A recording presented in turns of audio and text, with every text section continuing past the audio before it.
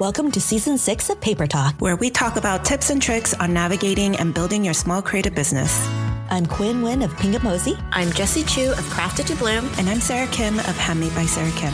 In Season 6, we'll be sharing our experiences and insights on running a small creative business, from managing finances to building your brand. We'll also be interviewing other small business owners and experts in the field to get their perspectives and advice. So join us as we dive into the world of small creative businesses and help you take it to the next level.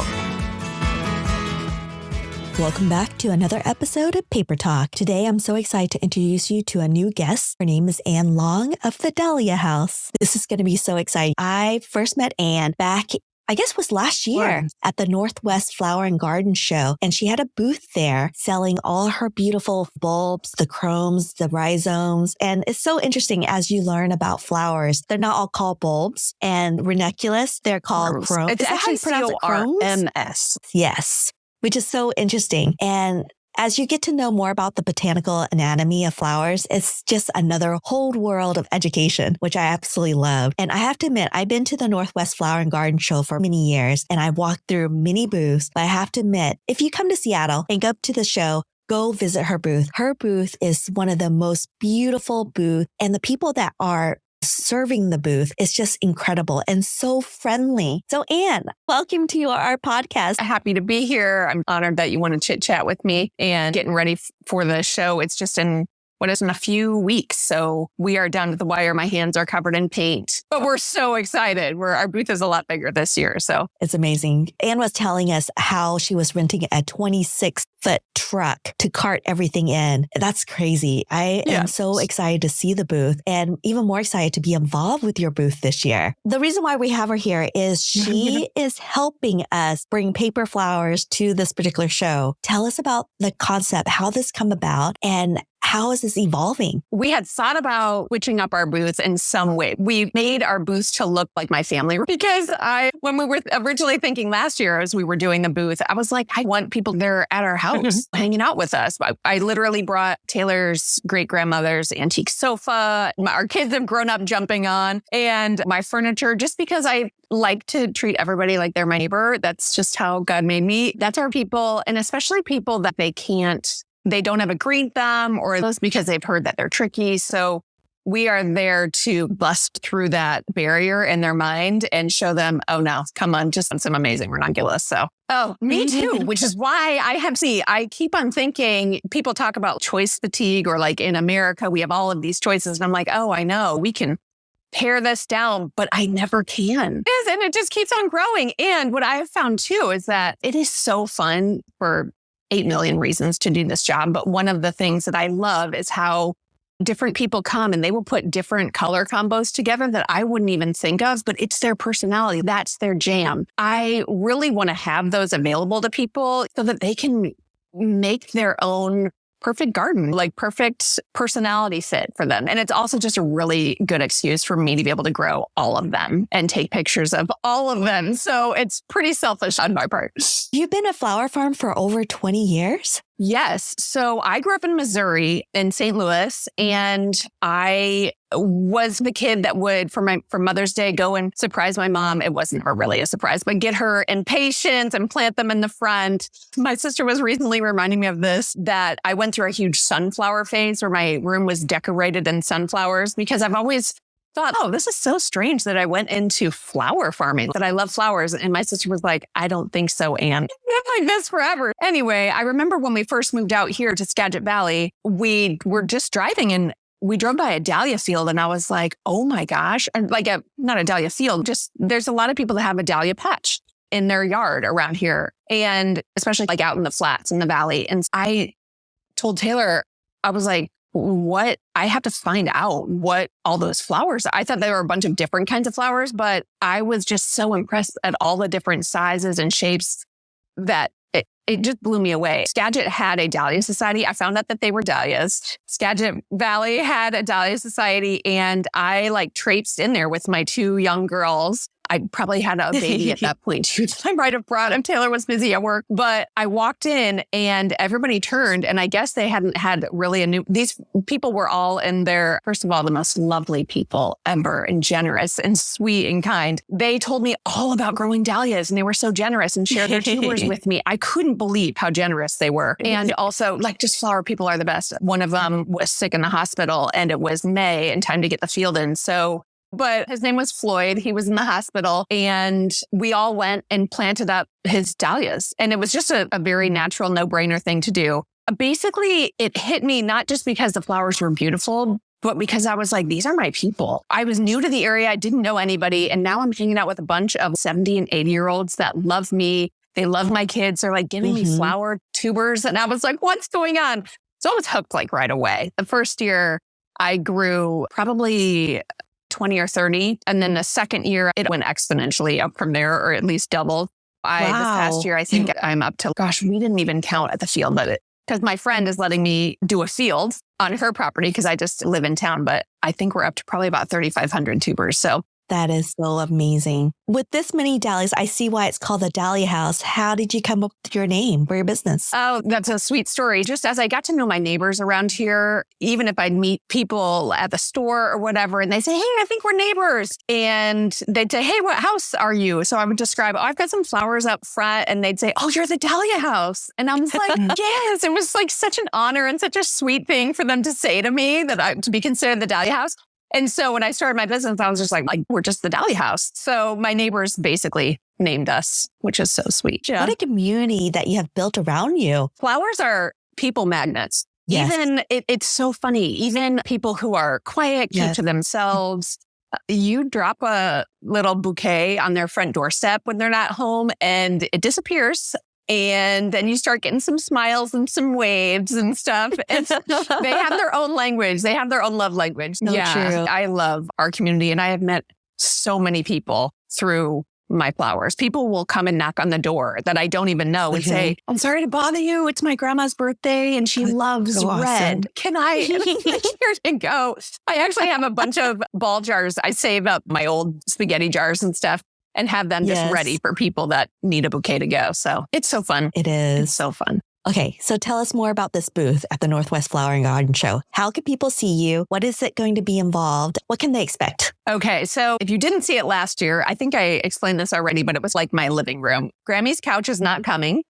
So we are making It's a beautiful couch. It is so cute. And so many kids have jumped on that couch. They don't make things like they used to. Anyway, so we're moving our booth. Our booth is not going to be as big up front because we are, I don't even know really how to articulate what it is. It's just this idea. We keep on calling it the flower walk, but we have basically cut through an opening in our booth and are making like a gallery, a cut flower gallery that takes you through all the seasons. So it'll go from spring to summer to fall and winter. We just want to open people's eyes to all the things that they can grow to bring in their yard, to bring inside and appreciate or to leave on their neighbor's doorstep. It's basically for beauty's sake and for motivation's sake. And we're hoping to have QR codes so that when people see something, whether it's an arrangement or we've just got lots of different sorts of photos, they can find what booths at the Northwest, if it's sold at the Northwest Flower and Garden Show, who sells it, so they can go there and get it. Yeah. This year, we are bringing anemone and ranunculus corms like we did last year. We're also bringing not our whole selection of dahlia tubers because that's just overwhelming, but we are bringing we haven't decided yet, probably like 20 or 30 varieties of our dahlia tubers. So that's what we're coming with this year. We're really excited. I haven't talked about the second part or the third part of our booth, which is where you come in. We have our cut flower gallery that you walk through, and where you come out, when you turn around on that back wall, we wanted to do an interactive installation where people can work with us to make something beautiful, everybody together. And out of the dahlia field, one of the things that we've become known for is flower walls, where it's a really primitive setup, but it makes the most amazingly beautiful thing. It's just a wall of flowers, basically. We are basically bringing that to the show and want everyone to come and make a flower wall with us. And that is where you come in, because you have all of those gorgeous paper flowers, which I have so much appreciation for and love. And it's amazing because you can make them look so realistic and lifelike. It's amazing what you can do. So we're so excited to have you come and give demos and share your knowledge with us so that people can, even on the off season, grow really beautiful anemones and ranunculus and peonies and stuff. So, yes, I'm going to be bringing lots of crepe paper samples for people to take home and make crepe paper flowers if they want to. And I'll be doing lots of different demos on flowers. I'm hoping to do the cherry blossom, but I think I might change it up a little bit. It's because I have a few more weeks to figure this out. But I'm so excited to share the joy of making paper flowers. Oh my goodness. I am so excited. If anyone's listening to this and wants to volunteer to work at our booth, please come work so I can go and watch some of your demos, because I'm so curious and interested. I love working with my hands and I would love to know how to make those. The Northwest Flower and Garden Show is happening this year on February 14th through the 18th. Is it Wednesday through Sunday? Wednesday through Sunday. And it's 9, right? Yeah, 9 o'clock in the morning to 8 at night every day, which makes for long days. Let's say that. Yes. But Sunday it closes at 6. So that because by 11, everybody literally has to be out of there, which is crazy. So yeah. It's really amazing. I've always been very lucky to be on the media press to come in before everyone else. One of the biggest things when you come to the show is see how all the different vendors, they get a little plot of land and they bring in dirt. They bring in trees, like giant trees, like 14, 12 feet. They bring in so many beautiful flowers. Last year, I think one that stuck out to me was the orchid, where it had hundreds of varieties of orchids.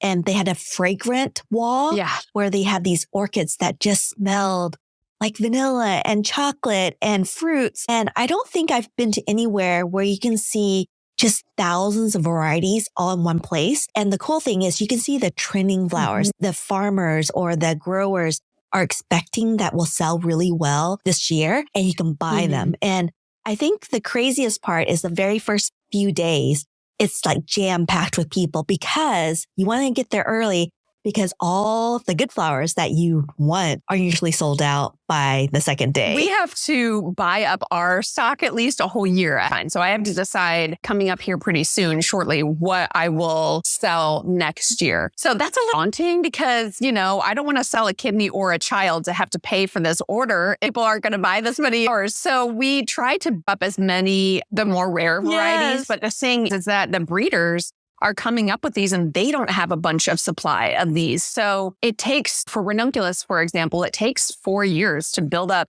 First of all, for it to just be chosen, they've got hundreds of trials. And then different buyers and designers will go through and vote and pick on the different varieties what they're voting on is something that's 5 years in the future. So it's just incredible. And it's a little bit nerve-wracking to try to decide what people are going to want and what's going to resonate with people and have them available. So yeah, like this year, we have a new ranunculus milka. We actually have an anemone milka, both of which are new for us this year. And they just don't have the milka. The anemone milka is amazing. Rarity is one of the things that just sells. I like to say if Martha Stewart glitter and a fancy unicorn had a baby, this is the flowers that it would be. They're amazing. They are this warm, really warm, deep and rich pastels. My God. Mostly pinks and purples, but there's a little bit of mauve in there. They literally glisten in the right light. Ooh. And so we don't have a ton of anemone milka. The ranunculus milka is also ridiculous. It's like Malva, but a little bit more, which is a deep purple color, but it's a little bit more frosted. Our ranunculus Malva. But anyway, so we don't have a whole lot of these. These varieties will probably go on the first day. I will be first in line. Sorry, you guys. I'll save you a pack. Thank you.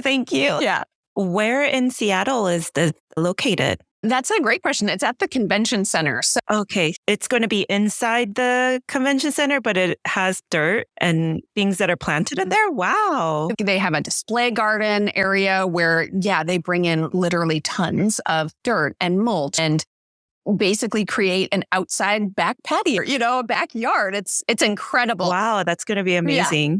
They bring in like truckloads of dirt into the building. Huge trees.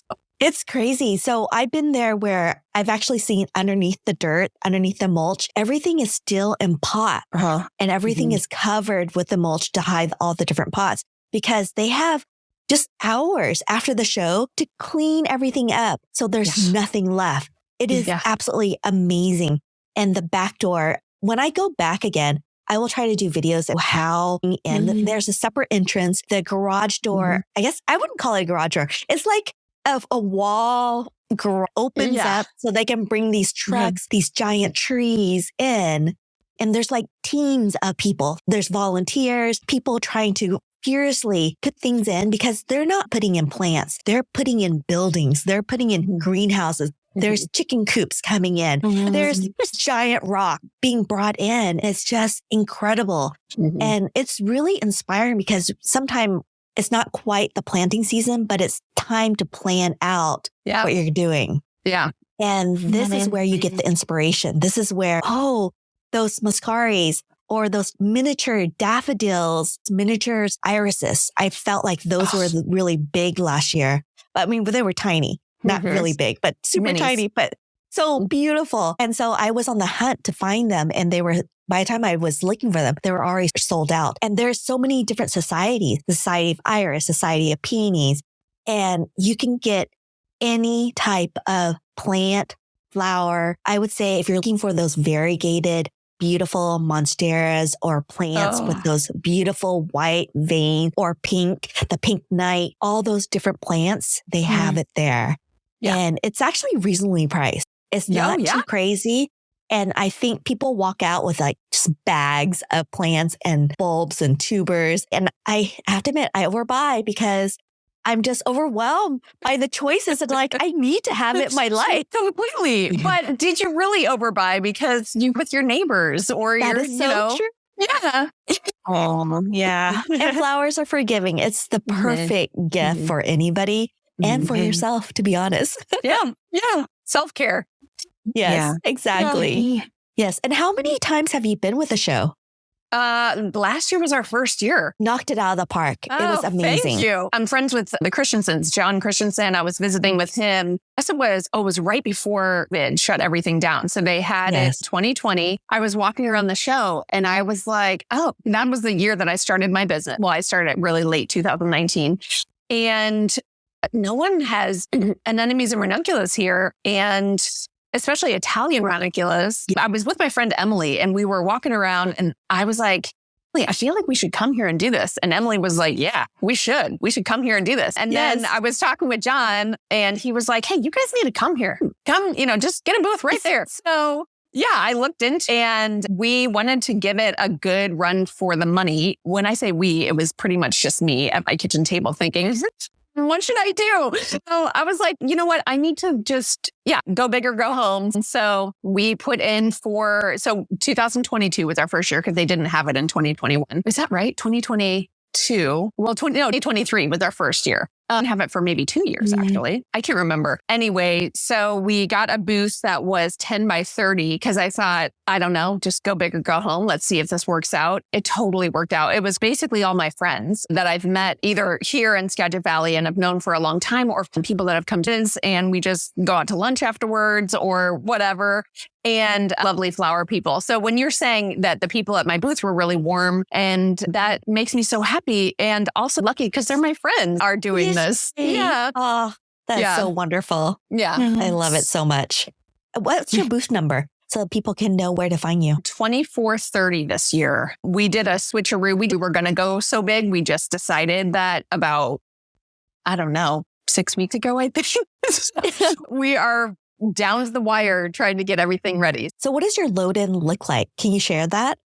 What does my what look like? Like the load in for your booth. So things that you need to get ready. Because I feel like people don't understand the magnitude of how long it takes for people to build out this booth and to bring everything in along with thousands of other vendors. Yes. Well, they are amazing at skill assigned. So everybody there has a assigned different time that they can load. And when I mean load, it's that wall that opens up and I will be driving, y'all can pray for me, a 26 foot 26-foot truck into the floor, and you want in and out other trucks that are waiting in line and need to come in. So not only do we want the booth to be welcoming and be beautiful and work for the business and be clear, we need it to be built modularly. It's that I don't even know how to say modularly. So that, so it can fit kind of like accordion style. And then also so that it can piece by piece be loaded by two people. Lauren and I need to lift all of these panels. Well, I mean, our husbands,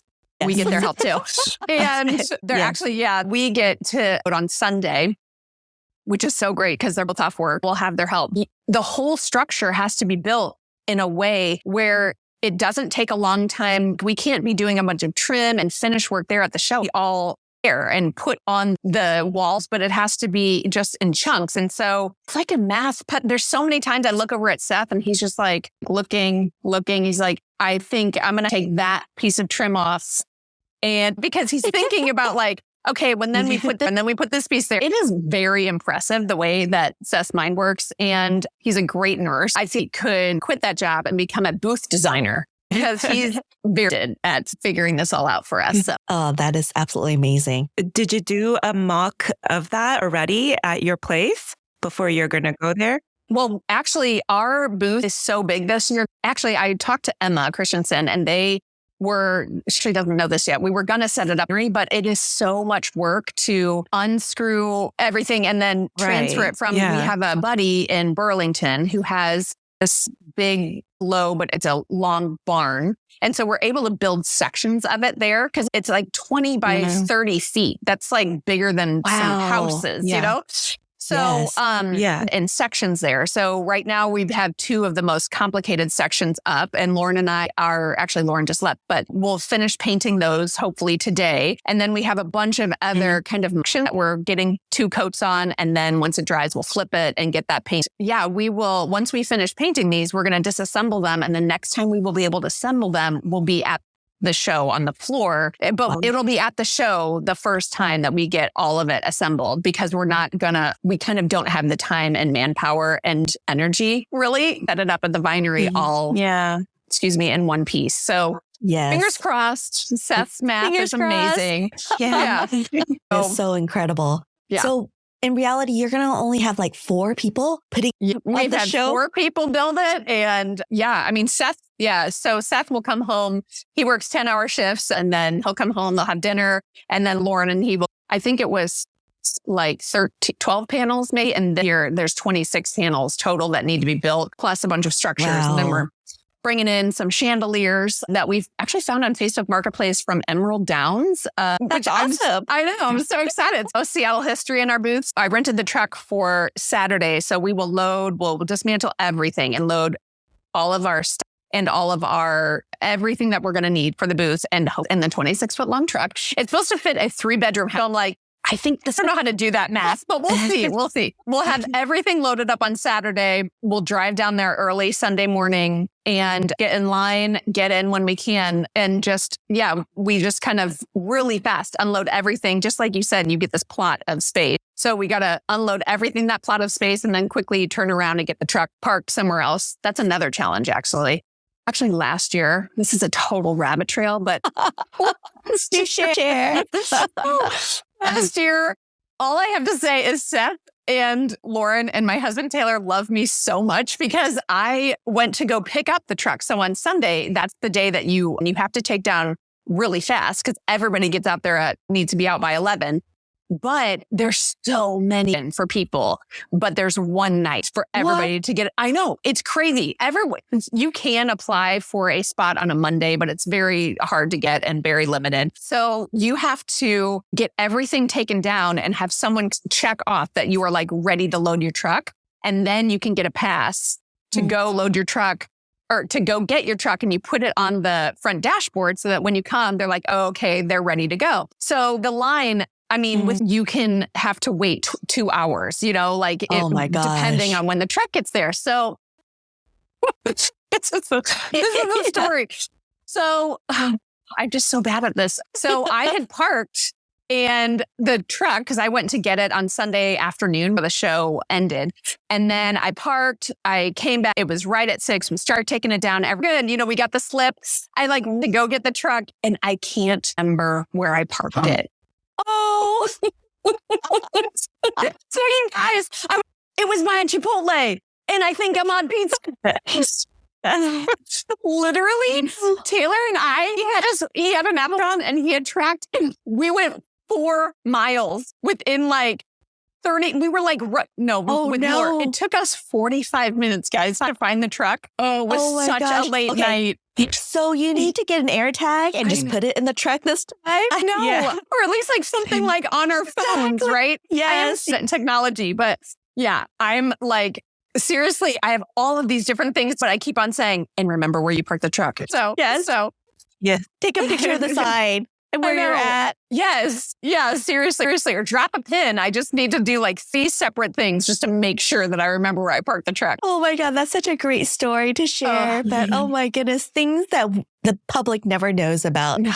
Thank you for sharing that. Yeah. Oh yeah, I've got lots of them. Oh, this is amazing. Yeah. Okay, so if someone was to come to this year, if they were to buy, let's say, the top 3 flowers that they need to have in their garden this year, what would it be? I mean, kind of as I was saying earlier, everybody's got a different jam. If you're super duper feel like you don't have a green thumb and you can't grow anything, then buy any anemone and I'll like rip the package open and pick it up, stick it down in the dirt like 2 inches, and then boom, you've got anemones. So all you have to do is plant them and they will love you forever, especially here in this climate. But there's so many places all across the country that anemones just flourish. My mom lives in Boise, Idaho, and she took a picture on my phone, so I can't look back and see what it was. But she's taken pictures of anemones blooming in her yard. Boise is a desert. It gets super cold in the winter, super hot in the summer. And she's had anemones blooming somehow, because my mom is magic, I don't know, has them blooming in like August in Boise, and then also sent me something and had them blooming in January in her yard. So yeah, the Italian line that I sell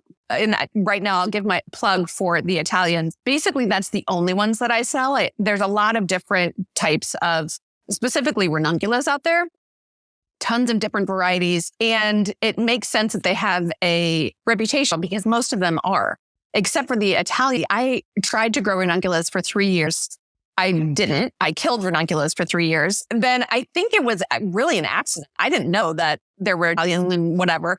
So I got Italian ones and I was like, hey, I nailed it. I can grow these. And then I realized it was just a different type. Anyway, so anemones are super duper resilient. Selfishly, I would say get an anemone, get a ranunculus, and get a dahlia. Because those are the 3 things that we have to offer this year. I would say too that they're either the rarity or the milka in the anemones are a mix. So all of our packs come in 10 packs. You aren't quite sure on the color. We have 4 or 5 ranunculus and 2 that are mixes. So, hey, I love purple, or hey, I want a white garden, go for the Bianco, or the BCN. But we do sell ones that are mixes. So you'll get kind of a family of colors instead of just one solid color. So that's all. And then I will say, specifically, if you're looking for cut flowers, all of these are amazing. They can last up to 2 weeks in a vase, which is ridiculous. But for dahlia, if you're thinking specifically for cut flowers, a lot of people don't know, but the ones that are in ball form, there's like tons, but the ones that come in ball, those are the ones that last the longest in the vase. So if you're going to be cutting them and bringing them inside, I would try to get a few ball formed ones. Are so ridiculously gorgeous, but those are the ones that you only get like probably 3 really good days. So, or the dinner plates too will go pretty fast. Those sweet cafes, but that's my advice for that. If you do run out the cafes, what is the second one that looks similar to the cafe? I don't usually gravitate towards purples, but I would say Shiloh Noel is it's a little bit kind of like, we haven't divided that one yet. So we just have so many things that we're doing right now. It's ridiculous. 3,500 dahlias divided. And I can only imagine. ginormous booth from the Northwest Flower Garden Show. So yeah, and I really like the big white flowers in general. So I'll love like AC Casper and Snowbound. Those are some big white ones. I really like the little Small World, Bowen, just white ones. That's where I gravitate. I'm much more monochromatic. You would never know that because I have all of these different colors on my website, but I love just give me one. Just give me a bunch of one color and I'll be happy. And if you guys haven't visited her website, it's absolutely beautiful. It's called the dahliahouse.com. It's just beautifully cute website designer, by the way. Oh, that's my friend Jill. She's down in Florida. Yeah, I'm actually was talking with her yesterday and she's going to come back in town. But I was like, I won't be able to chill and have tea and chat about lead. Please come. So yeah, she's amazing. She's amazing. Is there anything else that our audience needs to know about you and your amazing company? Oh, that's so sweet. Gosh, probably. I love giving hugs. There's free hugs at my booth. And yeah, just come and be inspired and learn how to make paper flowers with me. I'm so excited. And yeah, we have a little bit of a theme to our flower wall that I'm just going to keep to ourselves until the show. But there's just another element where you get to put your own fingerprint on the booth. And I'm really excited to be able to hang with all the people that are coming. It's such a fun event. So I'm really, really looking forward to it. As always, to end our podcast, our guests, what's their favorite snack or drink is. So Anne, what is your favorite snack right now? Well, this is going to be, it was as surprising to me as it probably is to you. We had someone reach out to us, really so sweet of her. They were like, well, we think you also might like our product. So just try it. And she sent me just a package of this for free and so sweet. What it is, it's mushroom coffee. And I'm not even a huge mushroom fan. I mean, I'll eat mushrooms, but I don't go out of my way. So I had heard about mushroom coffee and I had heard that it was kind of like one of those things where, it's healthy for you. Let's just pretend we all like this, consume it because it's good for us. And I can't have dairy or gluten. And so there's a lot of things or not a lot of things, but every once in a while I'll be like, oh my goodness, this is really delicious. And then I'll have my kids have it and no one's going to like this. So anyway, this came in the mail and Lauren was here and I was like, Lauren, it was so sweet. These people said they follow our company and, they love our flowers and they sent us some free coffee. And she was like, this is mushroom coffee. And I was like, I know. And I was like, what do you ever had a mushroom coffee? She's like, no, my mom had some once. And she said it was sip. She goes, it's good. The second sip, she was like, I'm not sure. And the third sip, she was, no, I'm not. I'm done with this. So we went in with pretty low expectations, but she had hers. You can do it a lot of different ways. It just comes as a powder. First we were smelling it. We were like, I don't know. And so I decided to have mine with oat milk. I kind of made it into a latte. I had oat milk, some honey and some cinnamon and stirred it up. Lauren just had hers with water. I can't remember. But anyway, so we're both just kind of sitting there. We're working. Our cups are sitting there and neither of us is trying it. And I was like, okay, I'm just going to do it. So I take a drink and I was like, okay, I'm with this is delicious to me, but that's just my first sip. And Lauren's like, oh, okay. Lauren takes a sip. She's like, yeah, no, this is good. And Lauren is not allergic to dairy and gluten. She can eat whatever. Yeah, this is good.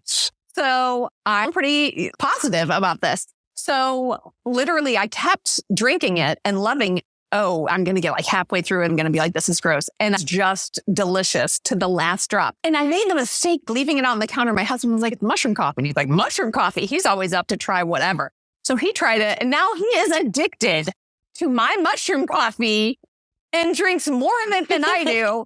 They told me, I can't remember the name of the girl that I'm working with, but she's like, hey, if you want to talk to people about Rise, I can give your customers or your customers or whoever you share it with a discount code. So I cannot remember good at any of them, but I can give you the discount code and you can share it on here if you want to try it. Discount code for your mushroom coffee. And yes, my personal suggestion is to make it into a latte with oat milk and honey and cinnamon and oh my gosh, it is so good. And it's really good for you. I've actually tried the matcha one from them. Oh, yeah. Yeah. And really? How did you like the matcha one? I'm not really a matcha person to begin with. So I feel like, it's good. Trendy right now. So things that have that and their brand in general is very trendy. So yeah, I mean. Wait, does it mean trendy? Yes. Or no.